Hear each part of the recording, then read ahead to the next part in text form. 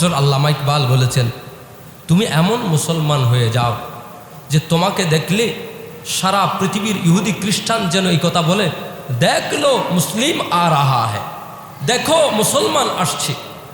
আর তুমি এমন হইও না যে তোমাকে দেখলে খ্রিস্টান হেসে বলে, ইহুদি হেসে বলে, দেখো মুসলমানের কি অবস্থা আজ, তাদের কাছে মুসলিম সুরত আছে বটে, ইসলাম তাদের কাছে নেই, এমনটা তুমি হইও না।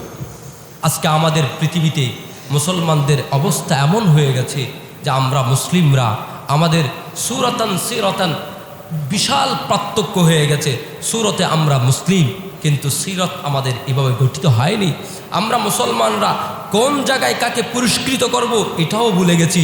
গতকালকের একেবারে আলোচিত ঘটনা, একজন ইফটিজার যে একজন মহিলাকে ইফটিজিং করেছে, তার হাতে কোরআন ধরিয়ে দিয়ে মাথায় পাগড়ি বাঁধে দিয়ে মুসলমান তাকে সংবর্ধনা দিচ্ছে। বলি উচ্চ আওয়াজে নাউজুবিল্লাহ।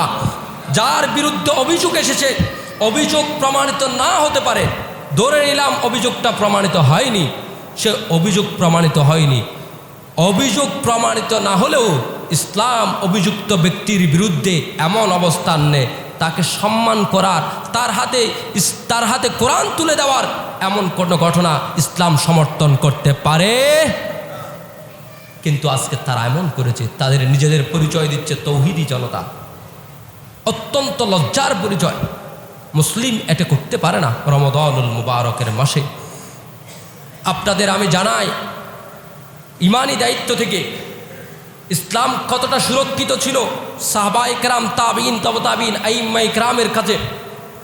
হাদিসের কিতাব তারাও পড়ে, আমরাও পড়ি।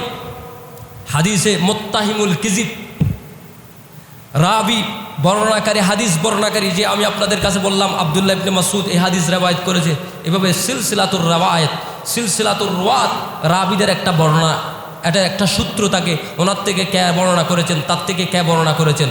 এই রাবি যারা বর্ণনাকারী, তাদের মধ্যে কোনো ব্যক্তি যদি এমন হয় মুত্তাহিম বিল কিজিব, সে মিথ্যা বলে না, মিথ্যার তহমত প্রাপ্ত হয়েছে, অর্থাৎ অভিযোগতা, অপবাদ প্রাপ্ত হয়েছে, সত্যিকার অর্থে কোর্ট জাজমেন্ট করল এরপরে যে সে ব্যক্তি মিথ্যা বলে না, প্রমাণ হয়েছে, তারপরও মুহাদ্দিসিনে কেরাম ওই ব্যক্তির থেকে কোনো রেওয়ায়েত গ্রহণ করে নাই, ওই ব্যক্তির থেকে কোনো হাদিস গ্রহণ করে নাই। মুহাদ্দিসিনে কেরাম বলেছেন তার হাদিস মুনকার হাদিস, তার হাদিস গ্রহণযোগ্য হবে না। উচ্চ আওয়াজে বলি সুবহানাল্লাহ।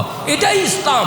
ইসলামের কেমন আদালত, ইসলামের কেমন নিরাপত্তা সুরক্ষিত অবস্থান, যে ইসলাম মিথ্যার অভিযুক্ত ব্যক্তি, যদিও সে মিথ্যা বলেছে প্রমাণ হয়নি, এমন মুহাদ্দিস থেকে রেওয়ায়েত গ্রহণ করে নেয়। আর আজকে এসে নারীকে হেনস্থার অভিযুক্ত ব্যক্তির পক্ষে মুসলমান তার মাথায় পাগড়ি বেঁধে দেয়। এরকম মুসলমানদের অবস্থান যদি হয়, সেগুলো দেখে সারা পৃথিবী হাসবে। এটা ইসলাম হতে পারে না। আমরা এর তীব্র নিন্দা জানাচ্ছি। কথা বলেন ঠিক কিনা?